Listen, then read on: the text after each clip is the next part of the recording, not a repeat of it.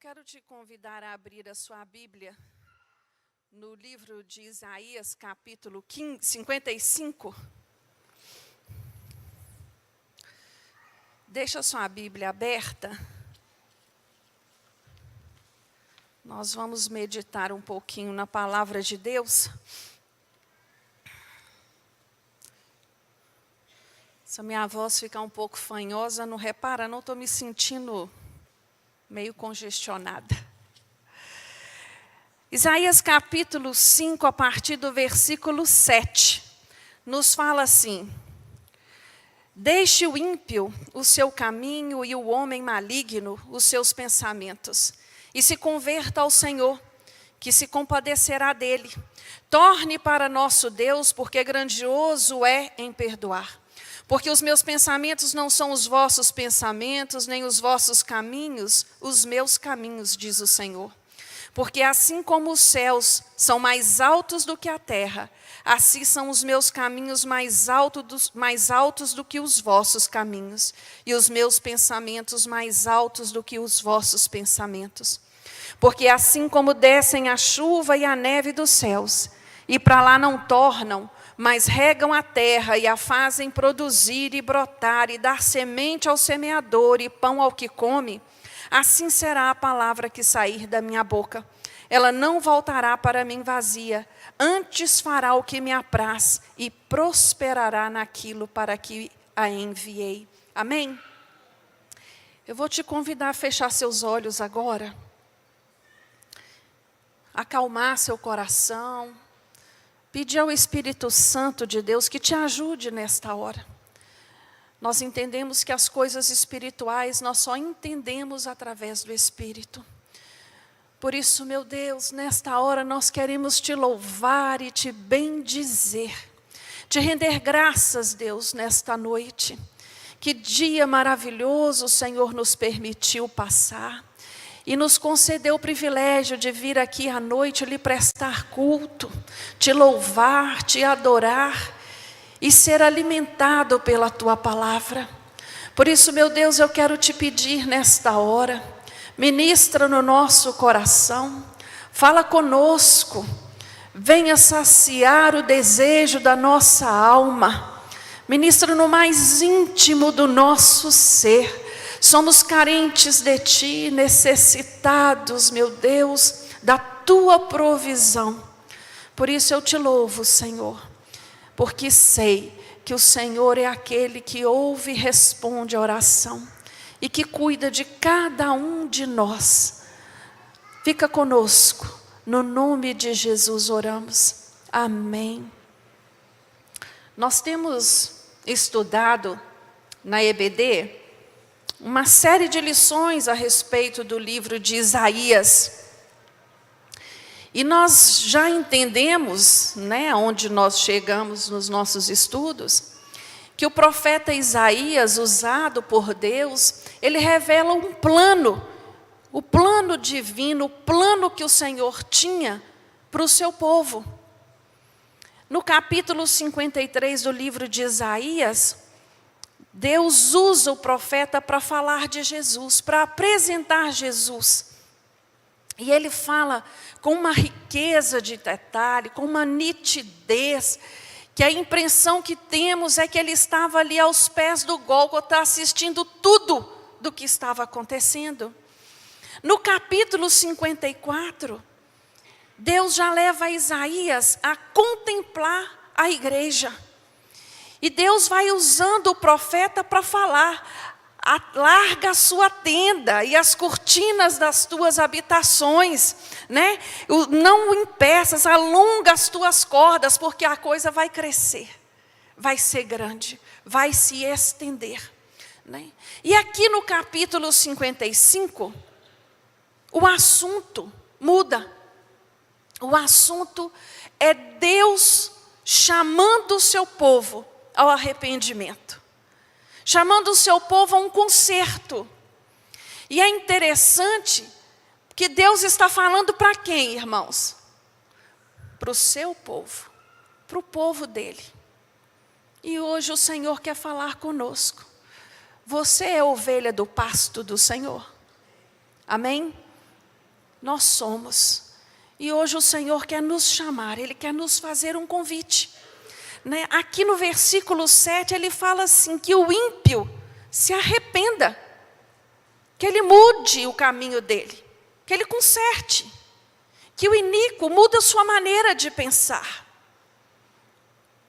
E é interessante quando paramos para meditar na palavra do Senhor, nós encontramos tantos convites, tantos chamados de Deus para o homem, depois que ele tem um encontro real com Jesus, não é verdade? Vários convites, vários chamados da parte de Deus. Se você der uma passeadazinha na Bíblia, você encontra Deus falando, nos chamando a adorar, nos convidando a adorá-lo e nos dando os motivos necessários para fazê-lo. Se você abrir a sua Bíblia no Salmo 100, é um salmo pequenininho, mas para mim é um salmo que traz esse exemplo de uma maneira mais clara para nós, né? Como adorar a Deus. Celebrai com júbilo ao Senhor todos os moradores da terra. Servi ao Senhor com alegria e apresentai-vos a Ele com canto. Sabei que o Senhor é Deus, foi Ele e não nós que nos fez povo seu e ovelha do seu pasto. Entrai pelas portas dele com louvor e em seus átrios com hinos. Louvai-o e bendizei o seu nome, porque o Senhor é bom e eterna a sua misericórdia, e a sua verdade estende-se de geração a geração. O Senhor nos chama a celebrá-lo. A celebrá-lo. Quando nós viemos à casa do Senhor, nós devemos ter este cuidado de não entrar por aquela porta murmurando, reclamando, resmungando, mas sim felizes pela oportunidade de estarmos aqui, pela oportunidade de poder adorá-lo, pela oportunidade de poder adorá-lo. E é interessante que quando nós meditamos no Salmo 100, o Senhor, Ele nos dá, né, os indicativos pelos quais nós devemos adorá-lo. Ele diz a nós aqui, olha, foi eu que fiz vocês, ovelhas do meu pasto. Eu sou bom, a minha misericórdia ela é eterna. A minha verdade se estende de geração a geração. Olha quantos motivos nós temos para adorar ao Senhor. E é interessante que Ele estabelece aqui um critério. Como eu devo adorá-lo? Eu não adoro o Senhor do meu jeito. Eu adoro o Senhor da maneira que Ele estabeleceu. De que maneira Ele estabeleceu essa adoração? Com alegria, com júbilo, com celebração. Esta é a forma que o Senhor estabeleceu para o crente adorá-lo. O Senhor também nos chama à comunhão. Ele nos chama a estar em unidade, quanto igreja, quanto corpo de Cristo. A palavra de Deus nos fala em João 17, versículos 21 e 22. Porque todos sejam um, como tu, ó Pai, o és em mim, e eu em ti, que também eles sejam um em nós, para que o mundo creia que tu me enviastes, e eu dei-lhes a glória que a mim me deste, para que sejam um, como nós somos um. Que coisa linda, esse aqui é o próprio Jesus. A palavra de Deus, quando fala de comunhão, a palavra grega, que traduz, né, comunhão, chama-se koinonia. E o significado para esta palavra, ele é muito maior e mais profundo do que esse entendimento que nós temos desta comunhão externa. Nós estamos aqui juntos, cada um, né, vai para a sua casa, nos vemos, com alguns nos falamos, outros não. A palavra koinonia, ela significa, ela fala de dois se tornando um. Toca no seu irmão e fala assim: nós somos um. Nós somos um. Em Cristo Jesus. Esta palavra se refere à Trindade, à comunhão que há entre o Pai, o Filho e o Espírito Santo de Deus. É esta comunhão, é esta unidade a qual nós somos chamados, que deve fazer parte, né, da nossa vida com Jesus e extensivamente com os meus irmãos. Mas voltando ao capítulo 55, né, nós vemos o Senhor aqui nos chamando também, nos chamando a confiar, nos chamando a crer. Quando nós lemos os versículos 8 e 9 do capítulo 55, o Senhor fala para mim e para você: porque os meus pensamentos não são os vossos, nem os vossos caminhos os meus caminhos. Ah, como eu amo esse versículo.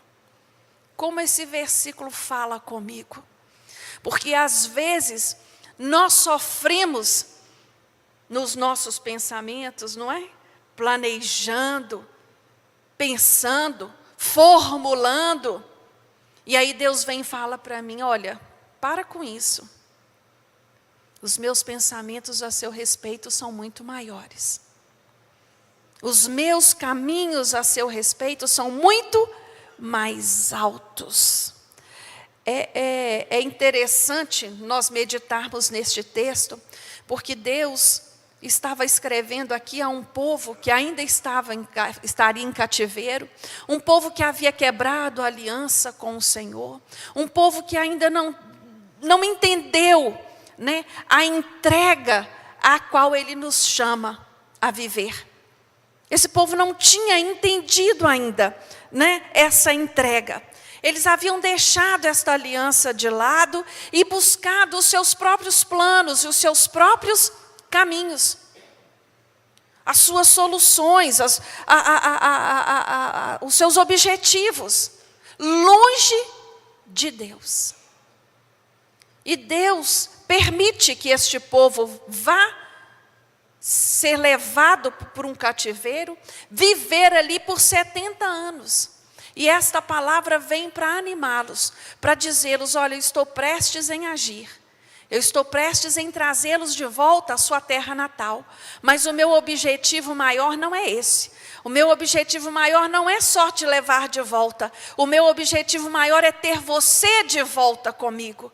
É estabelecer essa intimidade de relacionamento entre você e eu, que foi quebrado.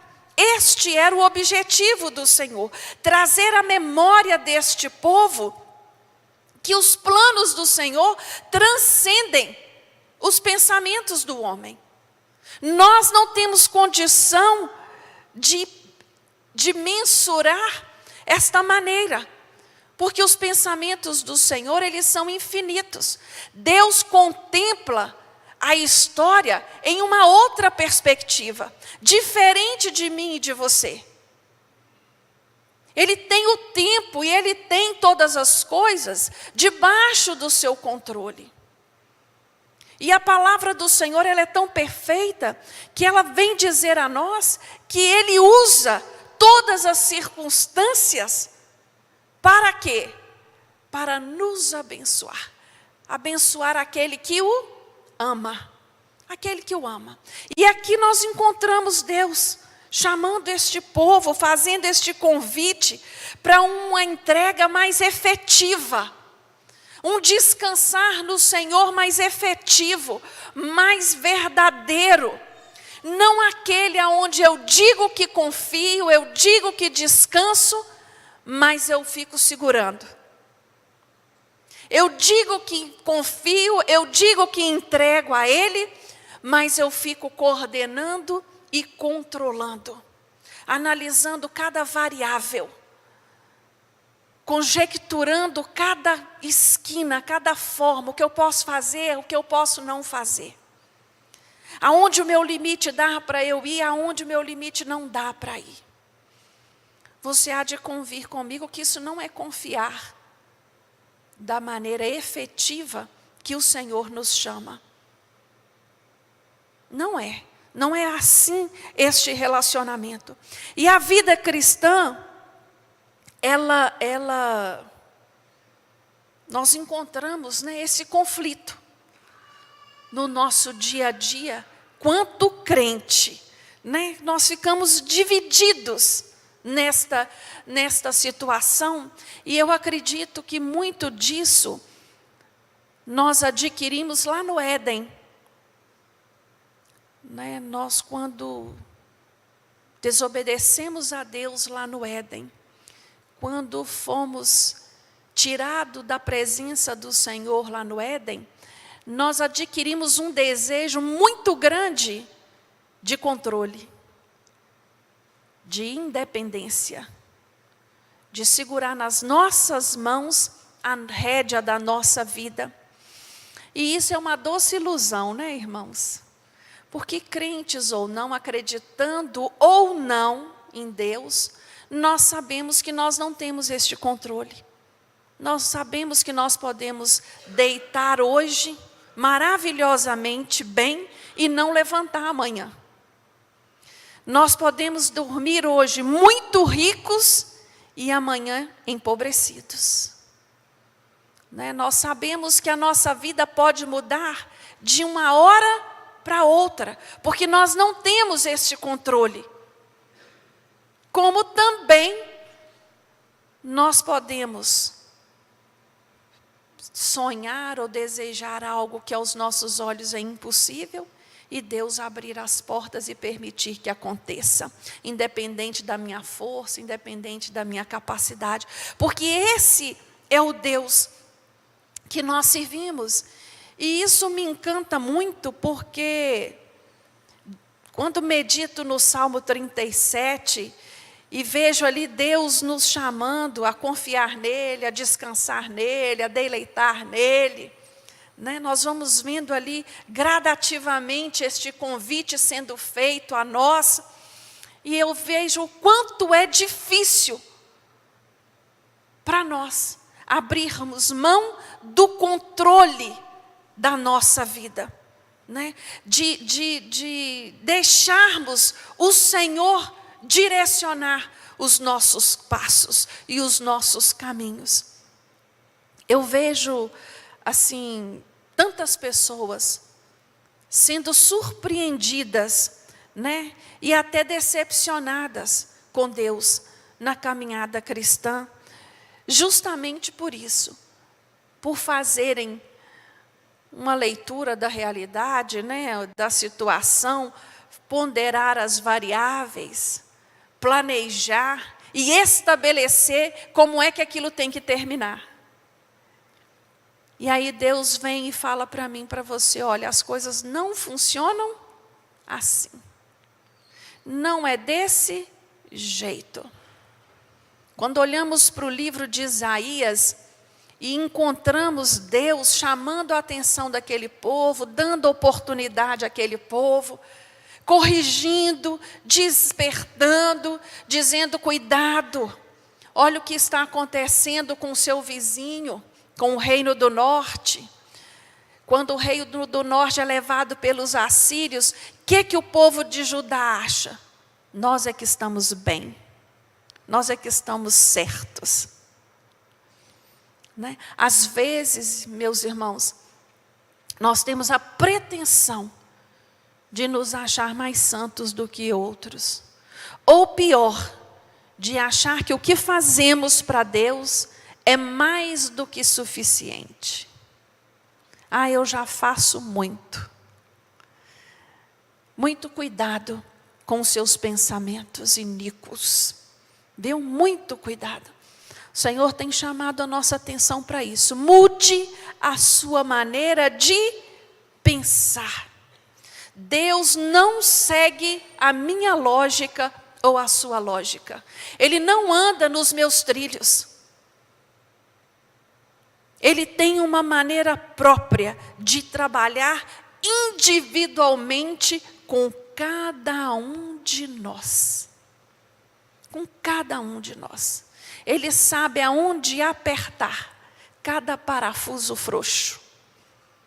E quando Deus resolve mexer na máquina, dói. Dói um bocadinho. Mas por Ele nos amar tanto, Ele trabalha assim, para nos ajudar. Quando Deus leva esse povo que Ele chama ovelha do meu pasto, para o cativeiro, Ele estava permitindo aquilo ali porque os amava. Eles precisavam ser curados, eles precisavam ser libertos da idolatria, eles precisavam ser tratados, eles precisavam entender quem era Deus na vida deles. E não é diferente conosco. Quando a palavra de Deus nos diz aqui, né? Meus pensamentos não são os seus pensamentos, eles são mais altos. O que o Senhor está dizendo para mim e para você nesta noite é: olha, eu vejo é a eternidade. A história está na minha mão. A minha perspectiva da sua vida é outra. Enquanto você está sofrendo por coisas temporais, tão pequenas e passageiras, eu tenho algo muito maior para você. E é tão lindo que a palavra de Deus em 1 Coríntios 2:9 nos fala assim: as coisas que o olho não viu e o ouvido não ouviu e nem subiram ao coração do homem, são as que Deus preparou para os que o amam. Amém? Você crê que Deus tem coisa grande preparada para você, irmão? Eu creio. Eu creio. Pelos olhos da fé, eu sei que o Senhor está trabalhando a favor de cada um de vocês, inclusive a favor de mim. Porque é a palavra dele que nos diz assim. Em Efésios 3:20 nos diz assim: aquele que é poderoso para fazer tudo muito mais abundantemente, além daquilo que pedimos ou pensamos, segundo o seu poder que em nós opera. Esse é o Deus que nós servimos. Esse é o Deus que nós servimos. Nós temos que aprender a descansar no Senhor, a crer mesmo quando não entendemos. Existem momentos que nós não conseguimos entender, não é verdade? Existem situações que nós não compreendemos. Nós até perguntamos a Ele, por quê? O porquê disso? O porquê daquilo? Mas a palavra do Senhor nos chama, independente de entender, obedecer. Independente de entender, descansar nele. Há um diálogo que eu gosto muito de Jesus com o apóstolo João, lá no capítulo 13, versículo 8, que Jesus fala assim para eles: o que eu faço agora, não sabes tu, mas compreendê-lo-á depois. Vai vir o momento certo de compreendermos certas situações que estamos vivendo hoje. Eu não sei você, eu já passei momentos assim na minha vida, de naquela situação não entender, de ter feito o dever de casa todo certinho, mas não ter dado certo no final. E o Senhor, na sua infinita misericórdia, Ele me permitiu entender porquê daquilo lá atrás. E isso é o mover de Deus. Não entendo, não compreendo, mas eu sei que Ele está trabalhando a meu favor. Não estou entendendo nada, mas eu sei que o meu Redentor vive. E na hora certa, Ele vai agir a meu favor. É nessa confiança que somos chamados a andar. Outra razão que eu encontro neste texto é quando o próprio Deus nos diz que os caminhos dele não são os meus caminhos, que os caminhos dele são mais altos do que os meus. No capítulo 43 de Isaías, nós encontramos Deus falando através do profeta, que Ele é um Deus que abre caminho no deserto. Irmão, se você conseguisse entender a profundidade desta promessa de Deus. Deserto, quando você olha assim, não é possível reconhecer caminho no deserto, não. Eu entendo que quando Deus diz que abre caminho no deserto, é literalmente abrindo uma passagem, direcionando os meus passos e me dizendo aonde pisar e que caminho seguir. Esse é o Deus que nós servimos. A maneira de Deus agir não é predeterminada por mim e nem por você. Não sou eu que dito as regras, não sou eu que planejo, não sou eu que apresento a Ele as possibilidades. Não sou eu que faço isso, né? Diante de todas essas afirmativas a respeito do Deus que nós servimos, não nos resta outra opção a não ser nos rendermos a Ele, nos apegar, nos achegar e confiar na sua soberania. Eu sei que Deus sabe o que é melhor para nós. Como um pai e uma mãe que ama os filhos, sabe o que é melhor para o seu filho ainda pequeno.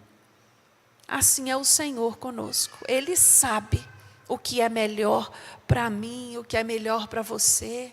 Ele sabe o que é melhor para a sua família.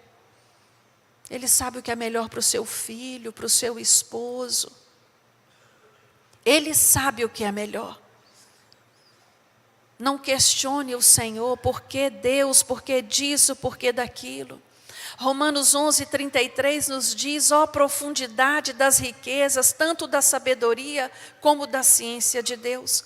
Quão insondáveis são os seus juízos e quão inescrutáveis os seus caminhos. Meu querido, abandone a sua pretensão, né, de determinar para Deus o que fazer e como fazer. A palavra de Deus fala que nós devemos pedir? Sim. A palavra de Deus diz que aquele que busca, acha, que aquele que bate a porta abre, que aquele que pede, recebe. Isso é completamente diferente do que determinar para Deus.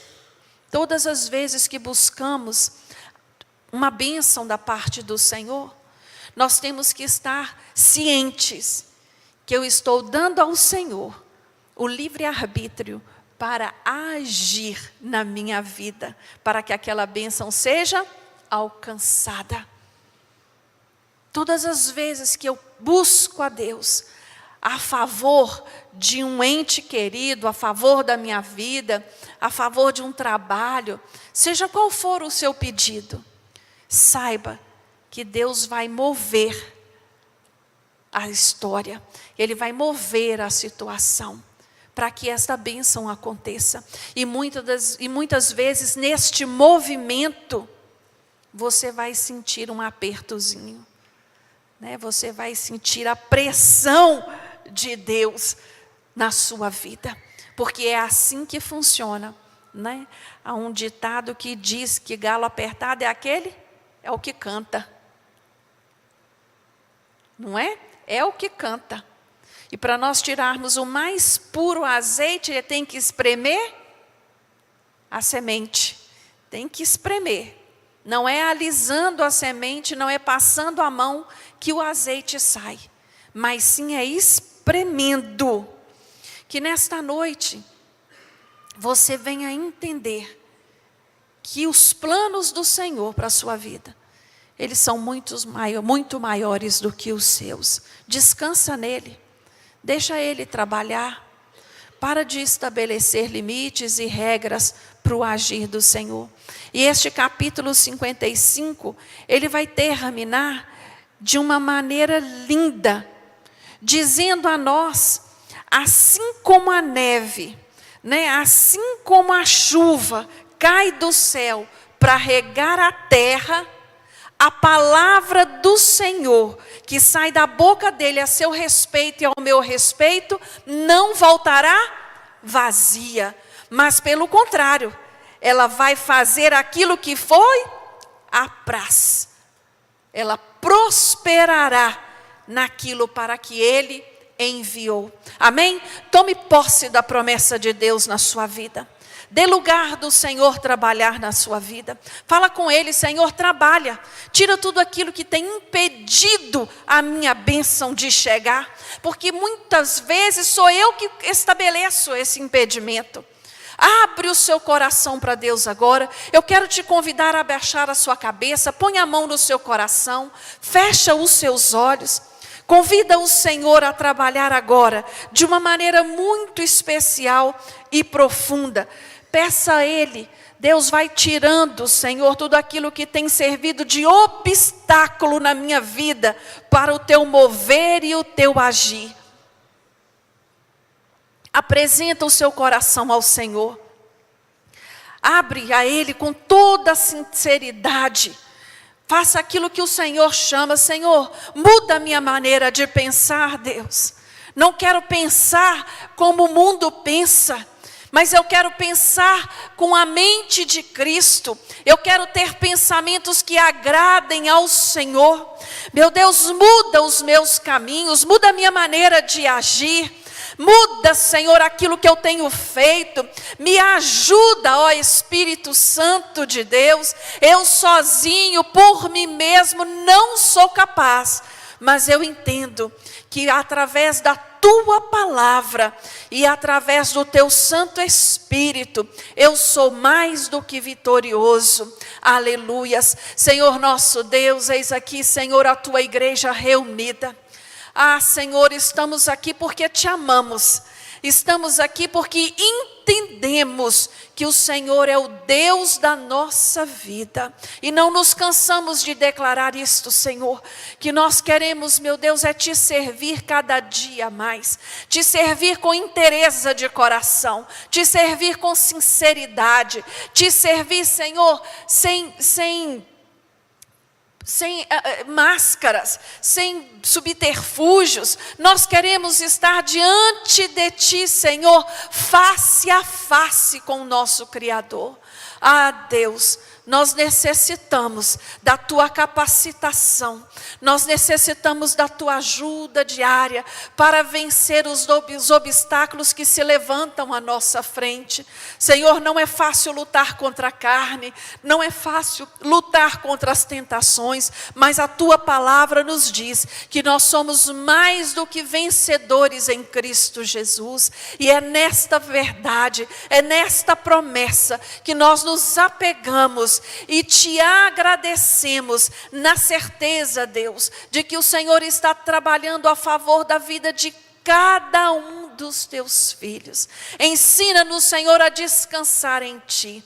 Ensina-nos a confiar, mesmo quando não entendermos os teus propósitos. Nós queremos nos entregar, Senhor, de maneira total e eficaz, para que o Senhor complete a tua boa obra e que possamos experimentar qual é a boa, perfeita e agradável vontade do Senhor para a nossa vida. No nome de Jesus oramos e agradecemos. Amém.